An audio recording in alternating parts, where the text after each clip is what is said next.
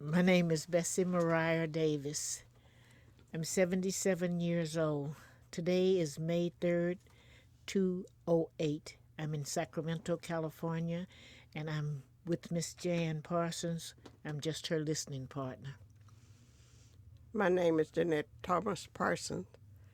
Uh, Today is May the 3rd, 2008, and I'm here to tell my story from what I can remember. Uh, and Miss Betsy is my in-home support service, and thank you for bringing me down. Uh, I was born 31st of March, 1921, in Rock Hill, South Carolina, York County. Um, I am the product of white landowner and a black female, and I never felt like I belonged to any race. Although within myself, I believe I'm a true American because everybody else was transplanted here. Because my grandmother on the father's side was Native Indian, and she died the 16th of February, 16th of January, uh, at the same time that my older sister was, my sister was being born, Addie Bratton. And that's how I'm able to keep up with her uh, age and everything. Uh, I worked on the farm and in the home doing domestic work, and took care of the animals and the chickens and all of that, and would try to catch the sheep so they could take the wool off them, and help with the help the veterinarian when he come out to take care of the animals if they weren't able to deliver, and he'd tell you what to do. So for that reason, I kind of wanted to be a big animal veterinarian because I'd had to work with them. And all the animals are pretty nice except for sheep. Don't try to catch that sheep to take his wool because he don't want to give it up. And so we had we didn't get toys and stuff like that as children. The older children had to take the younger ones. They could only go to school on days that it rained, and they would have to take the two younger children, my brother and I, to school with them to babysit us, because they couldn't leave us at home. My mother would be working. Uh, she was a domestic worker, and I always assisted her in whatever she had to do. And if she wasn't able to go to work, then I went down and took care of the cooking and preparing meals and everything for the plantation owner. And so as a result, when I graduated from elementary school and had to go off to high school, I was stayed in town with my brother-in-law's aunt, and then Miss Lucille, she was the white lady that stayed with Mr. Bookout, and she decided that I would be more help to her if she carried me to and from school, and I would be there to help with the chores on the farm. And so this is what happened throughout high school. Uh, During first year of high school, the kids was kind of cruel to me, and all through elementary school they would call me names, half white, frizzy head chicken, and stuff like that, and I have to tear into them and let them know what that frizzy head chicken would do. So I was always and they just picked on me all the time. But after the first year of high school, that kind of calmed down. So what they would do, going up and down stairs at the high school, they would reach over and pull my hair, and that would always give me a severe headache, and wind up a fight would happen later on.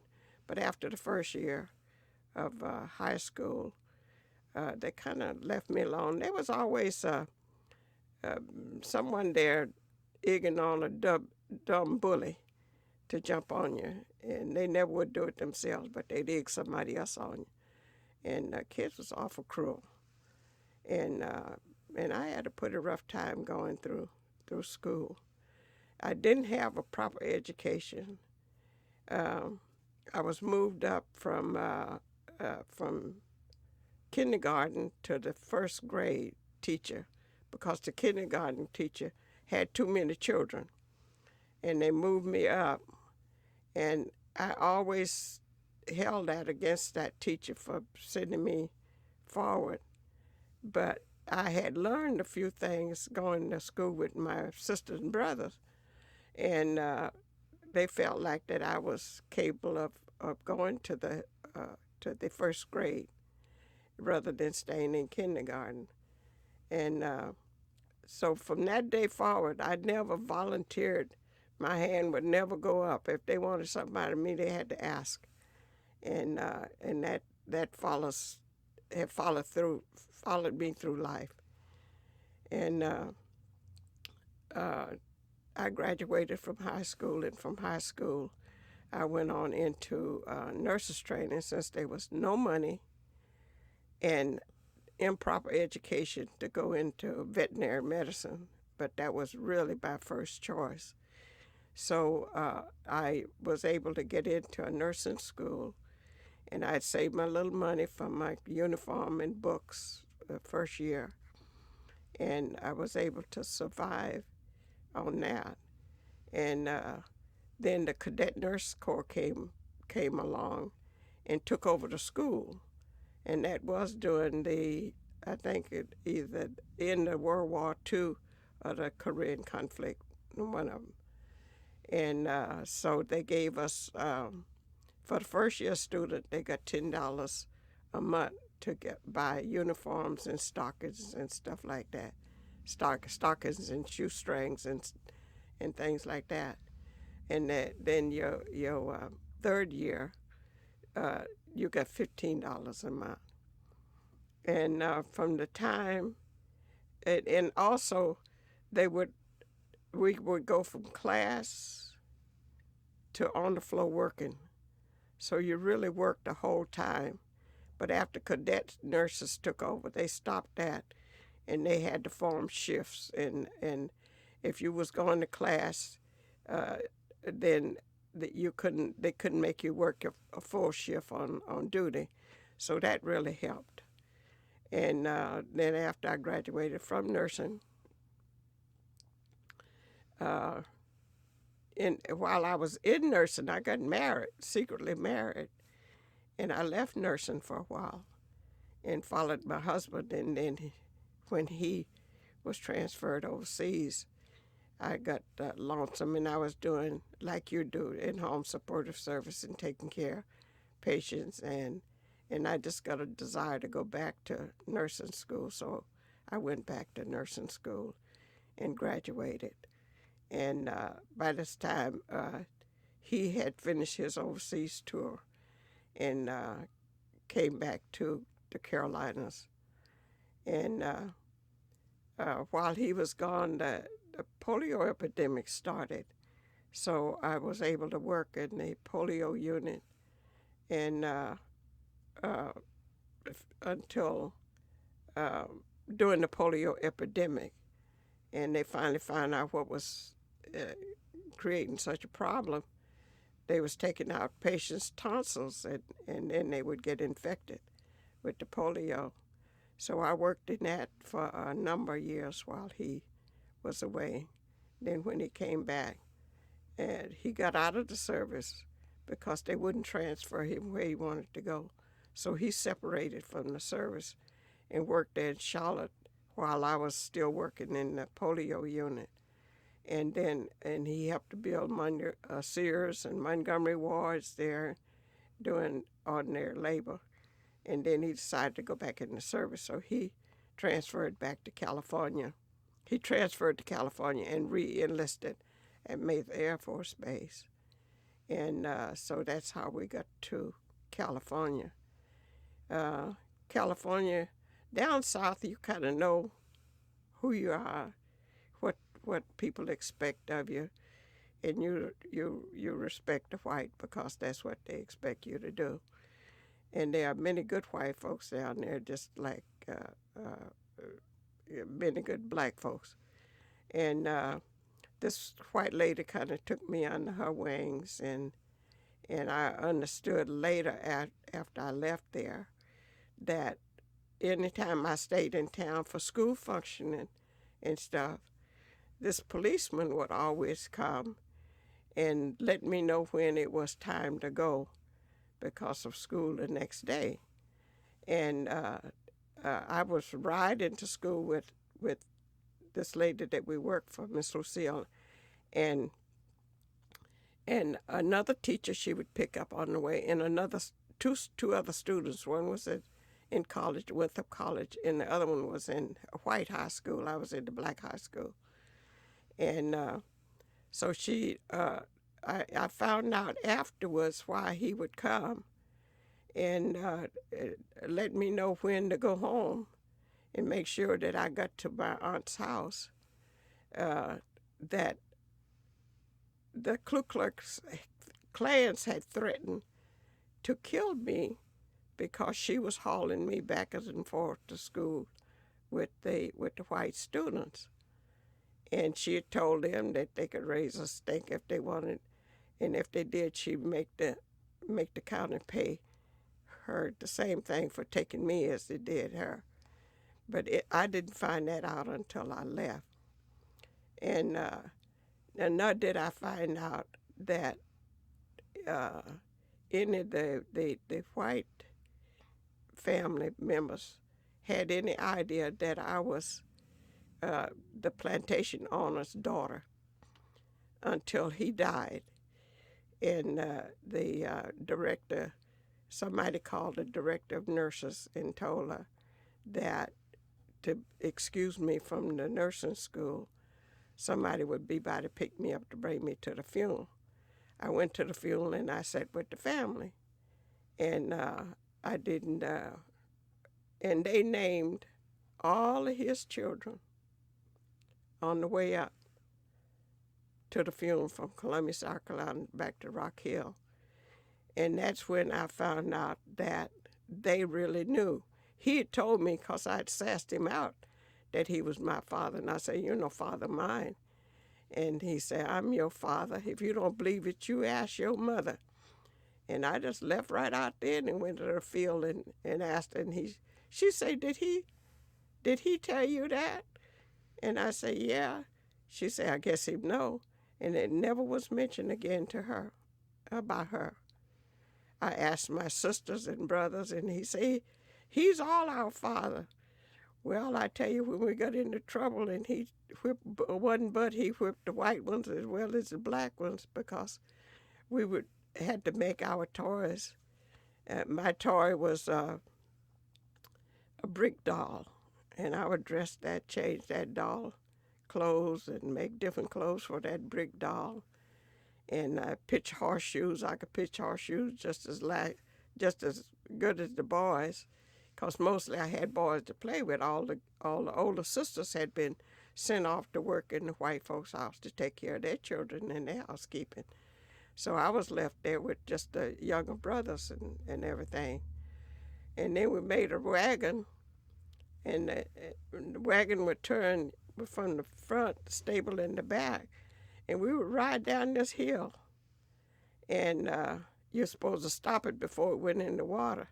Needless to say, I got wet many, many times because I wasn't able to stop that wagon before it went in the water. But luckily, it wasn't very deep. And we used to dam up in the summertime. We'd dam up the floor of the water. There was artesian wells on the plantation, and we would dam up the water. And then the plantation owner, he'd ride up, find out why there was no water coming, and break the dam, because we were making our swimming hole. And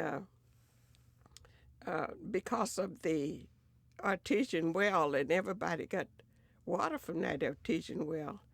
Uh, and then with the waste from higher up would run down into the well, and typhoid fever got into it. And they had to come and give you them typhoid shots and all of that kind of stuff. And needless to say, my brother, younger brother, and I, we didn't get many of those shots because we would crawl under this old log cabin house and go as far up to the chimney we could get, and nobody could come under there to get us out. But needless to say, we did not get typhoid fever. And earlier in life, the one place after we had left this plantation, we moved to another plantation on a farm, and the house burned down. And my mother gave me away. Well, I guess she just tried to distribute the kids, but looked like every time I turned around, she was giving me away to somebody, and I wouldn't stay. And a couple of times I would run away, and she would think that my sister Rowena would be the one to come and get me, but she wasn't. I would just leave and come on and walk through the field and farms and run the danger of getting bitten by a water moccasin or anything. So she gave me away twice, and each time I would find a way to get back home. And I didn't know if I missed my mother or my sisters and brothers, or at least that one brother. And I don't know why I would ever miss him, because he aggravated me all the time. We had to fight every morning until one day that he did something, and I was trying to get ready to go to school, and he hit me and ran out the door, and I ran out and picked up a loose brick and threw it at him and hit him right on the back of the head, and he went down face first and wouldn't move. And I eased down there. I said, Lord, my mother going to kill me now for sure enough if I done killed him. And he was laying down there, and he turned around and laughed. I really did want to kill him then, but I never threw another brick at him. And but he aggravated me all the time.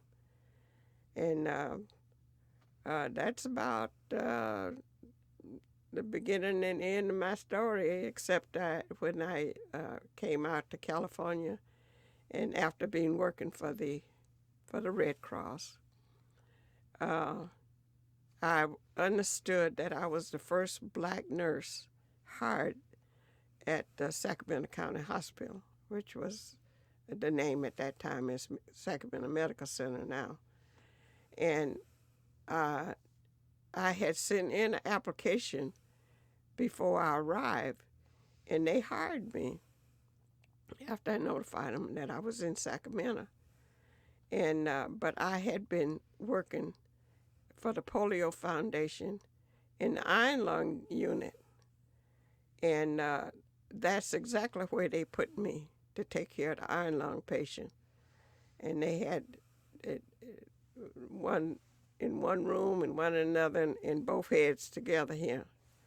And so that's maybe why they hired me, because I had had experience in taking care of patients in iron lung with polio. I was paralyzed from polio.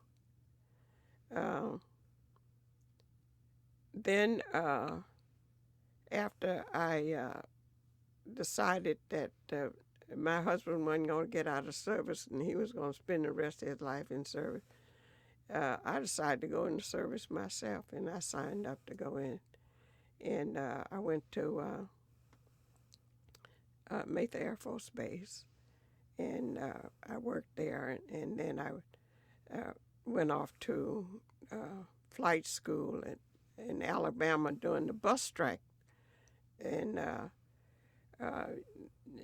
you couldn't, well, I had a car, and so whoever had a car would stop and pick up whoever was walking, whatever, because the bus strike, because they made that Parks lady, uh, go to the back or arrested her because she refused to give up her seat to a white man.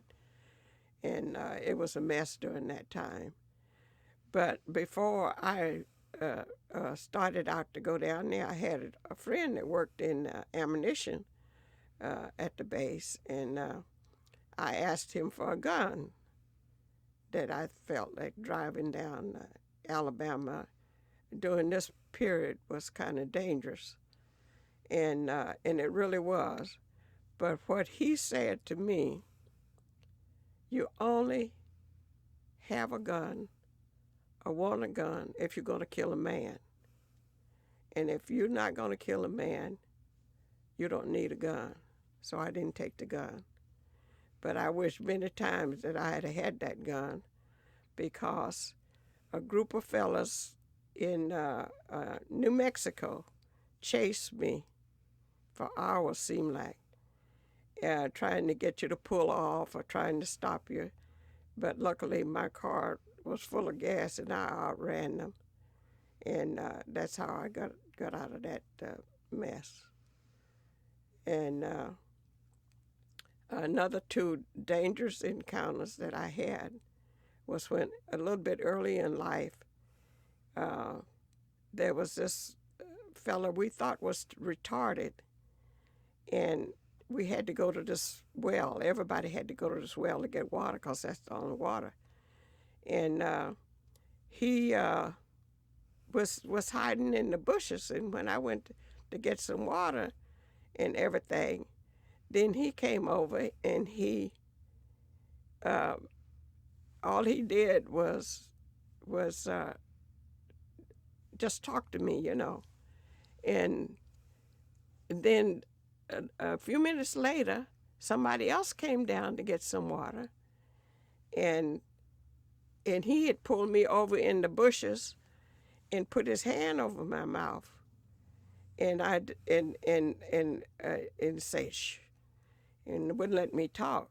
So I felt like, but after that he let me go, and he didn't. I don't know what he would have done if these people that was coming to the well hadn't arrived to save me, and but they did, and I felt like later years that was a danger encounter that I experienced. And another danger encounter that I experienced, I had moved to Charlotte with my oldest sister and was working, babysitting and taking care of housework and stuff like that after I left nurses training. And I decided I didn't want to do that, and I wanted to go back into nurses training. And in the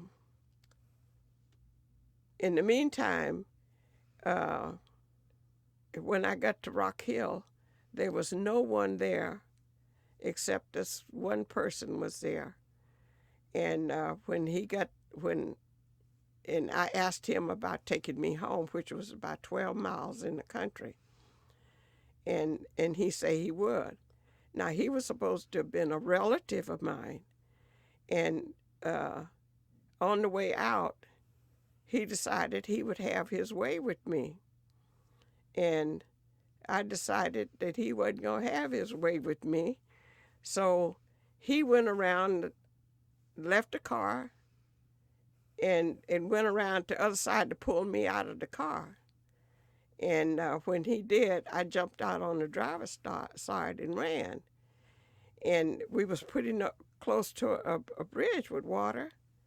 And so by the time he got himself back together and got in the car and I jumped over the bridge and landed just before I landed in the water, but I could have been bitten by a snake or water moccasin or anything.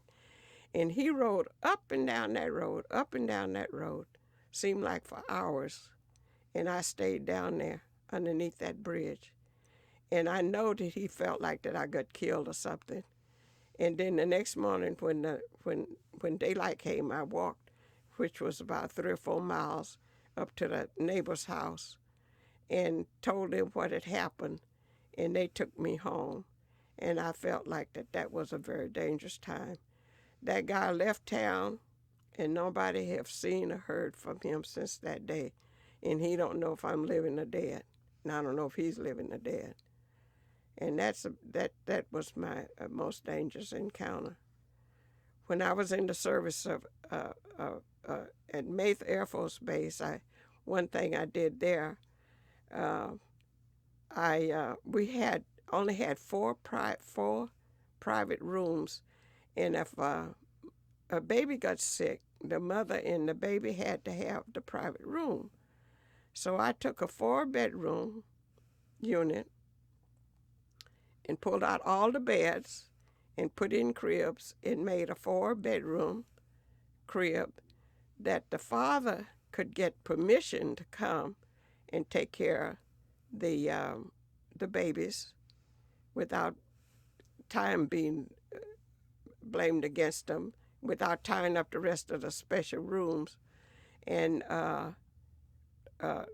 set up a 4-bedroom unit at Maith Air Force Base without costing the government one single dime. And I thought that was a plus. And that's about the end of my story. I don't have no more to tell. I'm just old and broke down, and I am glad to have somebody in my corner. And I do have many good friends that are of all races and all colors that checks on me every day, like Miss Betsy. Thank you, Miss Betsy. You're welcome. That's it. I'm finished. Okay. Do you mind just talking a little more? Are you feeling okay? I feel all okay. But what do I have to say? I didn't say it at all. Who shaped you? You're such a strong woman. Who do you think shaped you so much? I think Miss Lucille had something to do with it. And Miss White, this white lady I told you that we worked for, that went through what she went through for me. And a school teacher, Miss White, the one that moved me up to her classroom, and I didn't like it. And they was always in my corner to support me in my endeavor. They didn't, no one at that time, the fall of Wall Street had happened, and everyone was in the same boat. They had no money, but luckily living on the farm, we did have smoked hams and smoked fatback and potato peels, and we all did canning and preserving. So we did have food to eat, and we shared it with everyone. If one person would kill a calf or a cow, everybody in the whole area shared that animal. And they divided up the meat and everything, whoever would kill. They wouldn't all kill at one time because there was no refrigeration. And you had to either smoke it or use it up. And this is what, and we raised chickens and eggs and all of that. And that was a big saver. And right today, I love canning and preserving. Although I love sharing it with people and giving it away. But I love canning, I love making jelly, and I love canning fruits and vegetables. And I can everything I can get my hands on, everything anybody bring to me, I put in the can. And shared with me all the time. And shared with me all the time. I got jellies and everything. That's good stuff. So that's about it. And then I got this osteoarthritis that them writers boys is a blip, I'm telling you. They give you hell all over. And I wear patches. I'm kind of allergic to any morphine, any of the opiates. And but I found these pain patches, and you put them on your shoulder and wherever you're hurting, and it helped to relieve the pain. And the pain patches, I like the solar patches from Kaiser. They cut to size, and you can patch up in the place you want to, and that really helps. And so that's what I survive on now. But then I start this collection of mucus. I don't know if through some of the contamination or through the birds, because we've had these birds dying all over and around, and they tell you to pick it up with a plastic bag and turn it over to them, and they test it, and then they finally said that all of them was infected with this West Nile virus thing, and to pick it up with a plastic bag over your hand and fold it in the plastic bag and put it in the garbage, because all of them was infected. So I don't know if this cough and mucus collection that I've had now for the last 4 or 5 years, as a result, getting a hold of something that was in the air or what. But oranges grow big as grapefruits, and grapefruits big as melons, and peaches and apples grow huge. Everything is growing huge, and nobody's using any outside fertilizer. So there's something must be in the air. It could be from the explosion of the nuclear place in Russia. That's all over, because the air travels every place, and with them keep going up into space and stirring the air up, there's no telling what we have down here on Earth. So, but I have been bothered with this mucus and coughing. Doctors don't seem to know what it is, and nothing they can seem to do about it, and you just have to tolerate it. They finally was giving me allergy shots, and they finally cut those off because they wasn't helping, and it just was an added expense. And I still have my ups and downs, but I try to get out and walk every day that the wind is not too high, because with the allergies and the pollution in the air, I have to kind of make sure the air is not too high when I do get out to walk. And I walk anywhere from 16 to 18 blocks when I do my long walk. Of course, I have my chair, and I can sit down anytime I want and take a rest and start up again. So I try to stay active, and I try to do whatever I can do for myself. And thanks to Miss Betsy for being there to support me for whatever I have to do.